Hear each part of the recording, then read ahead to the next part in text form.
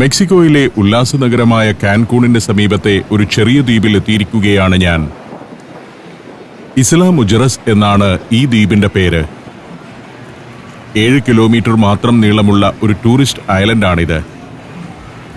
റിസോർട്ടുകളും ബീച്ചുകളും souvenir കടകളും ബാറുകളും തുടങ്ങി ടൂറിസ്റ്റുകൾക്ക് വേണ്ടതെല്ലാം ഒരുക്കി വച്ചിരിക്കുന്ന ഒരു ദ്വീപ്.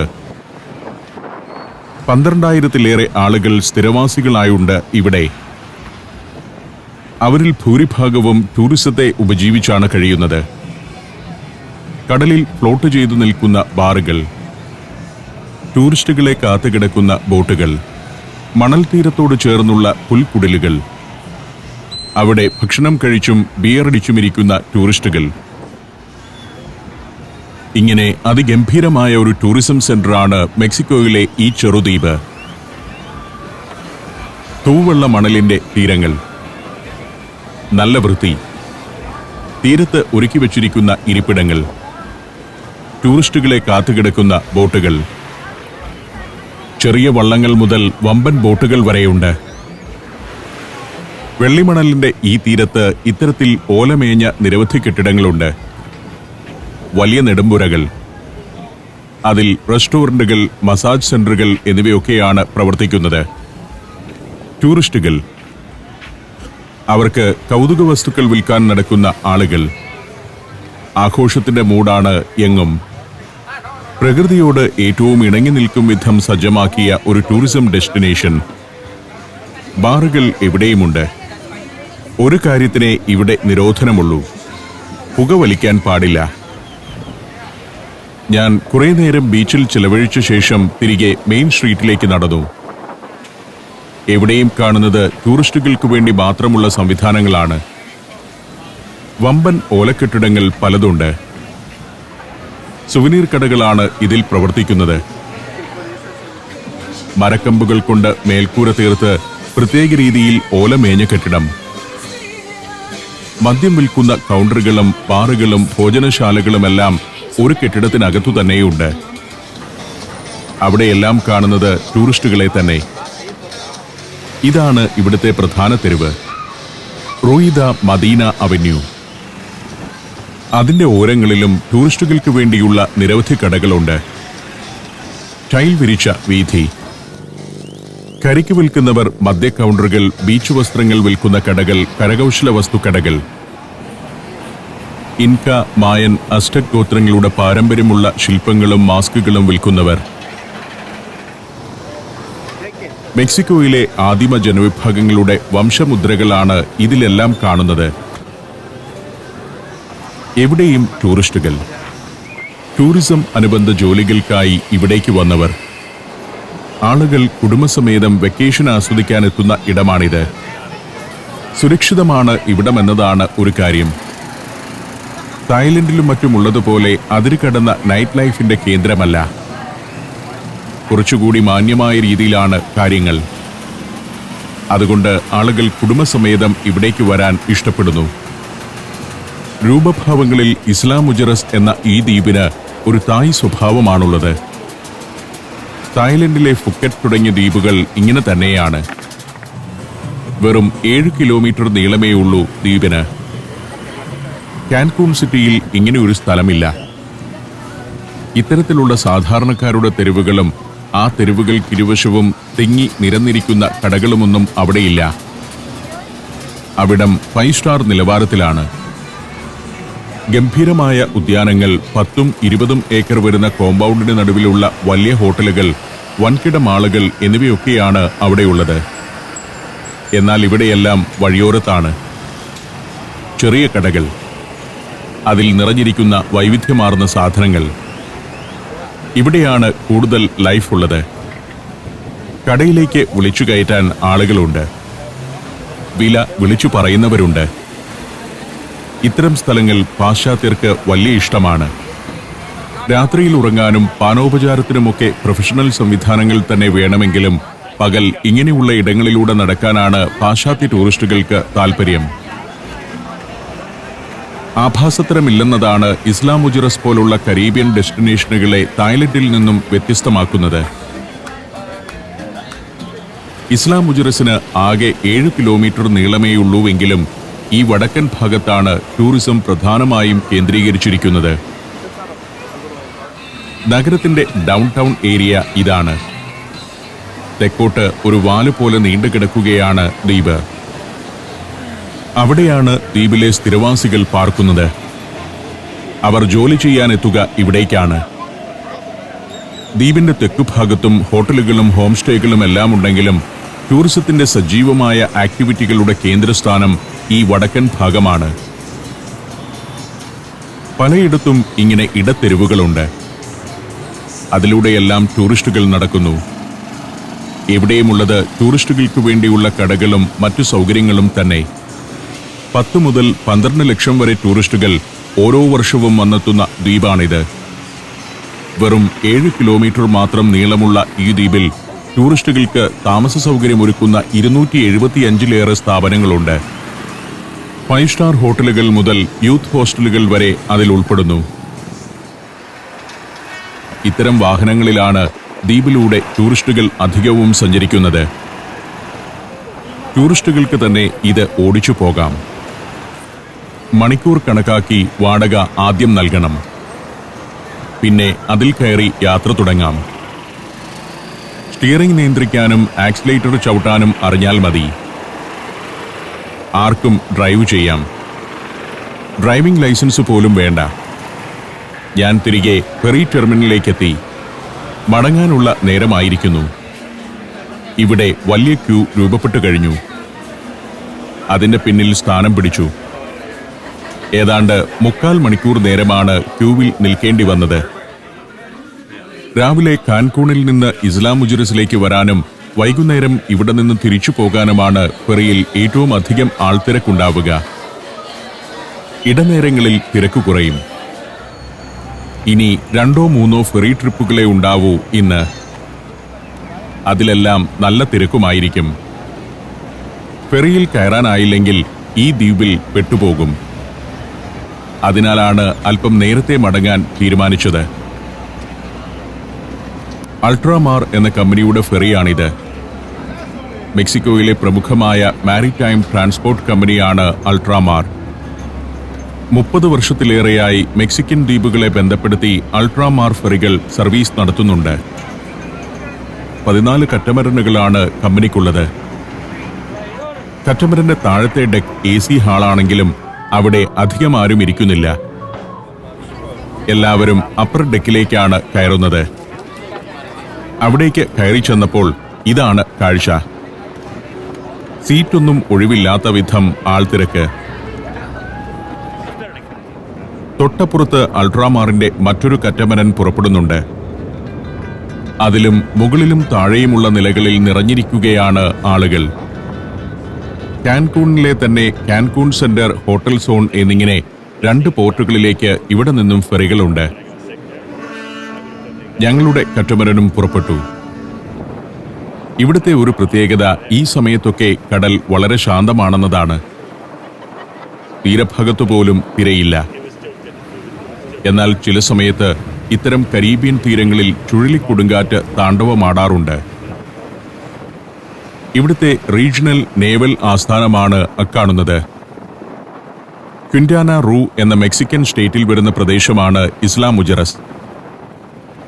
കള്ളക്കടത്ത് തടയുക, അനധികൃത കുടിയേറ്റക്കാരെ പിടികൂടുക എന്നിവയൊക്കെയാണ് ഇവിടെ നേവിയുടെ പ്രധാന ജോലി. ഞാൻ ചിന്തിക്കുന്ന ഒരു കാര്യമുണ്ട്. കരീബിയനിലെ ഓരോ ചെറുദ്വീപും ടൂറിസം രംഗത്ത് വലിയ വളർച്ച നേടിക്കഴിഞ്ഞു. നമ്മുടെ കൊച്ചിയിൽ നിന്നും ഏറെയൊന്നും അകലെയല്ലാത്ത ലക്ഷദ്വീപും ഇതുപോലുള്ളതാണല്ലോ. 6-7 കിലോമീറ്റർ മാത്രം നീളമുള്ള ഇത്തരം ദ്വീപുകളാണ് ലക്ഷദ്വീപിലെ മിനിക്കോയി, കവരത്തി എന്നിവയെല്ലാം. മലയാളികളും ഇന്ത്യക്കാരും മാത്രം പോയാൽ തന്നെ ആ ദ്വീപുകളിൽ ടൂറിസത്തിലൂടെ വലിയ വരുമാനമാണെത്തുക. എന്തുകൊണ്ടാണ് ലക്ഷദ്വീപിനെ നല്ലൊരു ടൂറിസം ഡെസ്റ്റിനേഷനായി വളർത്താത്തതെന്ന് എനിക്ക് അത്ഭുതമാണ്. തീരത്തെ മണൽപ്പരപ്പിൽ നിറയെ ആളുകൾ. നീലമകുടത്തോടെ കാണുന്നത് ഒരു ലൈറ്റ് ഹൗസ് ആണ്. അതിന് പിന്നിൽ ഹോട്ടലുകൾ. ഇക്കാണുന്ന പ്രകൃതിക്ക് സമാനമാണ് ലക്ഷദ്വീപിലെ പല ദ്വീപുകളിലേതും. കൊച്ചിയിൽ നിന്നും രാത്രിയിൽ കപ്പലിൽ കയറിയാൽ നേരം പുലരുമ്പോൾ അവിടെ എത്താം. സീപ്ലെയിൻ സർവീസും ആരംഭിക്കാം. ലക്ഷദ്വീപിന് മാത്രമായി നല്ലൊരു ടൂറിസം പദ്ധതി ഉണ്ടാക്കേണ്ടതാണ്. വെയിലാറിയതോടെ കടലിന്റെ നിറം കടുത്തിരിക്കുന്നു. ഓളപ്പരപ്പിലൂടെ ചീറിപ്പായുകയാണ് catamaran. Morocco, North Macedonia, Kazakhstan, Zambia, Zimbabwe. സഞ്ചാരം പെൻഡ്രൈവ് വോളിയം നമ്പർ 21. അപൂർവ ദൃശ്യയാത്രാ വിവരണ ശേഖരം ഉടൻ സ്വന്തമാക്കാൻ സഞ്ചാരം എന്ന് SMS ചെയ്യൂ. ഫോൺ 9995444222. 20 മിനിറ്റ് കൊണ്ട് കറ്റമരൻ കാൻകൂണിന്റെ തീരത്തോടടുത്തു. അതോടെ അതിന്റെ സ്പീഡും കുറഞ്ഞു. ഹോട്ടൽ സോണിലെ ഗംഭീര റിസോർട്ടുകളുടെ തലയെടുപ്പ് ഓരങ്ങളിൽ കാണാം.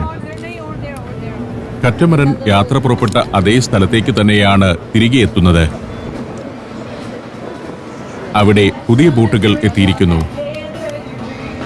ഡാൻസ് പാർട്ടികളും ഡിന്നർ ക്രൂസും നടത്തുന്ന ബോട്ടുകൾ.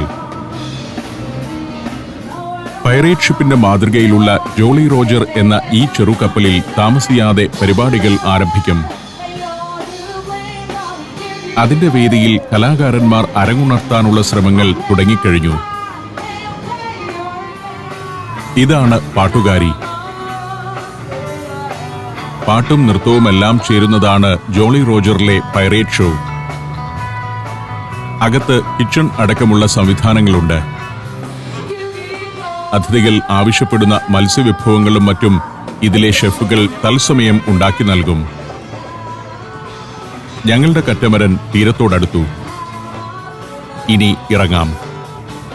ഈ ആളുകളെല്ലാം കാൻകൂണിന്റെ ഹോട്ടൽ സോണിൽ താമസിക്കുന്നവരാണ്. അവരിനി തങ്ങളുടെ ഹോട്ടലുകളിലേക്ക് പോകും. അവിടേക്ക് പോകാൻ കാറോ സ്വകാര്യ വാഹനങ്ങളോ ഒന്നുമില്ല. മെയിൻ സ്ട്രീറ്റിലേക്ക് ചെന്നാൽ ബസ് പിടിക്കാം. ചുവന്ന നിറമുള്ള ബസ്സുകൾ നിരന്തരം ഓടിക്കൊണ്ടിരിക്കുകയാണ്. ഇരുഭാഗത്തേക്കും ബസ്സുകളുണ്ട്. 12 പെസോ നൽകിയാൽ ഹോട്ടൽ സോണിൽ എവിടെ വേണമെങ്കിലും ചെന്നിറങ്ങാം. ഇതിവിടുത്തെ തിയേറ്ററാണ്. തിയേറ്ററോ ദേ കാൻകൂൺ. ഇവിടെ ഇന്ന് രാത്രിയിലും ഷോകൾ നടക്കുന്നുണ്ട്. അതിന് കാണികളെ പിടിക്കാനായി നിൽക്കുന്നു ഒരു സംഘം കലാകാരന്മാർ. 1500 ഇരിപ്പിടങ്ങളുള്ള തിയേറ്ററാണ്. മിക്ക ദിവസങ്ങളിലും ഇവിടെ വിഖ്യാത കലാസംഘങ്ങളുടെ പ്രകടനങ്ങൾ അരങ്ങേറുന്നുണ്ട്. വലിയ കെട്ടിടമാണ്. അതിന്റെ പടിപ്പുര ട്രഡീഷണൽ രീതിയിലാണ് ഒരുക്കിയിരിക്കുന്നത്. ഞാൻ തെരുവിലേക്കിറങ്ങി. ഇനി തെക്കോട്ട് കുറേ ദൂരം യാത്ര ചെയ്യാമെന്നാണ് തീരുമാനം. ഒരു ബസ്സിൽ കയറി. 12 പെസോ ബസ് ചാർജായി ഡ്രൈവർക്ക് കൊടുത്തു. നേരം സന്ധ്യയാവുകയാണ്.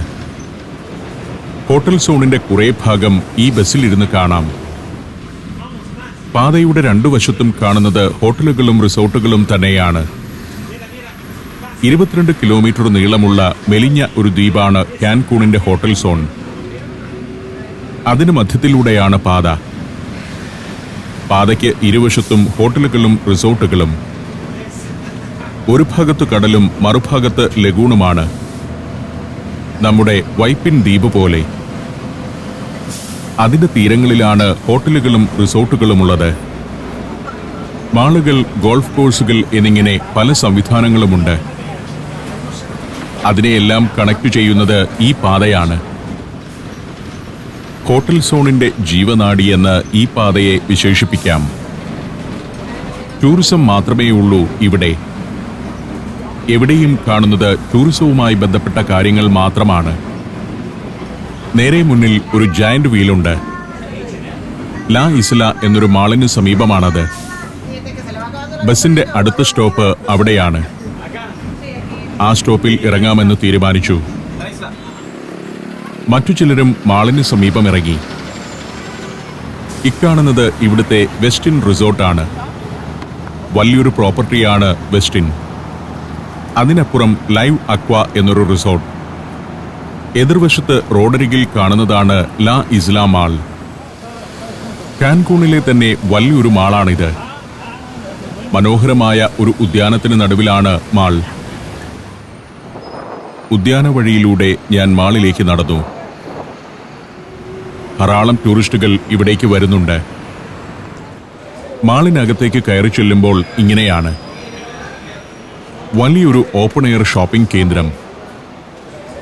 ചെറിയൊരു പട്ടണത്തിനകത്തേക്ക് ചെന്ന് കയറിയതുപോലുണ്ട്. നഗരത്തിനകത്തെ നഗരമെന്ന് വിശേഷിപ്പിക്കാം. പല പല ഇടത്തെരുവുകൾ. മാളിന്റെ കുറേ ഭാഗം വലിയ കെട്ടിടത്തിനകത്തുമുണ്ട്. ഇതൊരു നല്ല ആശയം തന്നെ. വളരെ സജീവമാണ് മാൾ.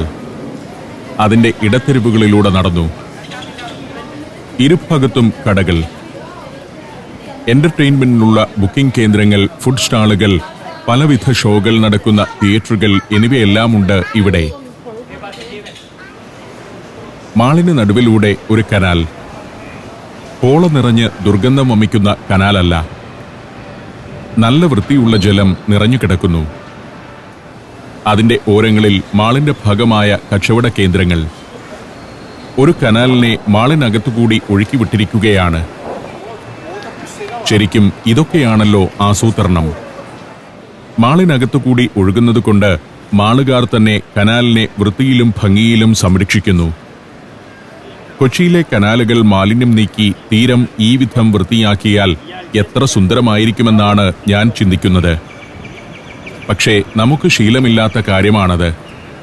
ദുർഗന്ധം വമിച്ചു കിടന്നാലും മറ്റാരും അതിന് കൈവരി പോലും നിർമ്മിക്കരുതെന്നാണല്ലോ നമ്മുടെ നിലപാട്. അതൊക്കെ അടുത്ത കാലത്തൊന്നും നേരെയാവുമെന്ന് എനിക്ക് പ്രതീക്ഷയില്ല. നമ്മുടെ മനസ്സു മാറിയാലേ നാട് നന്നാവൂ. വലിയൊരു പ്രദേശത്താകെ നിറഞ്ഞു നിൽക്കുകയാണ് മാൾ. ഇതൊരു ടൗണല്ല, ഒരു മാളിനകമാണെന്നോർക്കണം. കുറേ ഭാഗത്ത് ഇടത്തെരുവുകൾക്ക് മീതെ ക്യാൻവാസ് മേൽക്കൂരയുണ്ട്. വെയിലേൽക്കാതെ നടക്കാം. റെസ്റ്റോറന്റുകളുണ്ട്. സ്റ്റാർബക്സ് ഉൾപ്പെടെയുള്ള കഫേ ചെയിനുകളും. ഫുഡ് കോർട്ടുകളുണ്ട്. മക്ഡൊണാൾഡ്സ് പോലുള്ള സ്ഥാപനങ്ങളുണ്ട്. ചിലയിടത്ത് ജംഗ്ഷനുകൾ. അവിടെ നിന്നും 4 ഭാഗത്തേക്കും നീണ്ടുപോകുന്ന വഴികൾ. ഷോപ്പിംഗ് വില്ലേജ് എന്നാണ് ലാ ഇസ്ലാം മാളിന്റെ വിശേഷണം. കച്ചവട കേന്ദ്രങ്ങൾ മാത്രമല്ല, അക്വേറിയം, സ്പാ, ഐമാക്സ് തിയേറ്റർ തുടങ്ങി വൈവിധ്യമാർന്ന എന്റർടൈൻമെന്റ് കേന്ദ്രങ്ങളും ഇവിടെയുണ്ട്. ഹോട്ടൽ സോണിൽ താമസിക്കുന്ന ടൂറിസ്റ്റുകളെല്ലാം എത്തുന്ന ഒരിടം. വൈവിധ്യമാർന്ന മെക്സിക്കൻ വിഭവങ്ങൾ ലഭിക്കുന്ന നിരവധി റെസ്റ്റോറന്റുകളുണ്ട് ഇവിടെ. കെട്ടിടത്തിനകത്ത് മാത്രമല്ല, വഴിയോര തട്ടുകടകളായും അത് ഒരുക്കിയിരിക്കുന്നു. സൂര്യൻ ചക്രവാളത്തിൽ മറഞ്ഞു. ഇരുൾ പരന്നു തുടങ്ങി. ഇനി ഹോട്ടലിലേക്ക് മടങ്ങാമെന്ന് ഞാൻ തീരുമാനിച്ചു. നടന്ന് മടുത്തിരിക്കുന്നു. ദീർഘമായ യാത്രകളായിരുന്നു ഇന്ന്. കോഫി ഷോപ്പുകളും സുവനീർ കടകളും ഫുഡ് കോർട്ടുകളുമെല്ലാം എപ്പോഴും സജീവമാണ്. പക്ഷേ അവിടേക്കൊന്നും പോകാൻ നേരമില്ല. ജയന്റ് വീലിന് സമീപം ഞാൻ കാത്തുനിന്നു. താമസിയാതെ ബസിൽ കയറി. ഹോട്ടലിലേക്ക് മടങ്ങുകയാണ്. ഇവിടുത്തെ രാത്രി ജീവിതം നാളെ കാണാമെന്നാണ് തീരുമാനം. ബസ്സിലിരിക്കുമ്പോൾ യുഎസിലേതുപോലുള്ള ജീവിതമാണ് കാണുന്നത്. സമ്പന്ന രാജ്യത്തിന്റെ ആഡംബര സമൃദ്ധിയിലേക്കെത്തിയ അനുഭവം. കഴിഞ്ഞ ദിവസം തിയോത്തി ഹുവാക്കാനിലേക്കുള്ള യാത്രയിൽ കണ്ട വീടുകളെയും മനുഷ്യരെയും അവിടുത്തെ ജീവിതത്തെയും കുറിച്ച് ഞാൻ ഓർത്തു. അതാണ് യഥാർത്ഥ മെക്സിക്കൻ ജീവിതം. ഈ അന്തരത്തിലാണ് പ്രൊഫഷണലിസം തിരിച്ചറിയേണ്ടത്. ടൂറിസ്റ്റുകൾക്കു വേണ്ടി ഒരു പ്രദേശം ഒരുക്കുമ്പോൾ അത് എല്ലാ ആഡംബരങ്ങളും ഉള്ളതാകുന്നു. എന്നാൽ മറ്റിടങ്ങളിൽ യഥാർത്ഥമായ ജീവിതം പുലരുന്നു. നൈറ്റ് ലൈഫിന്റെ കേന്ദ്രങ്ങളാണ് ഈ കാണുന്നതൊക്കെ.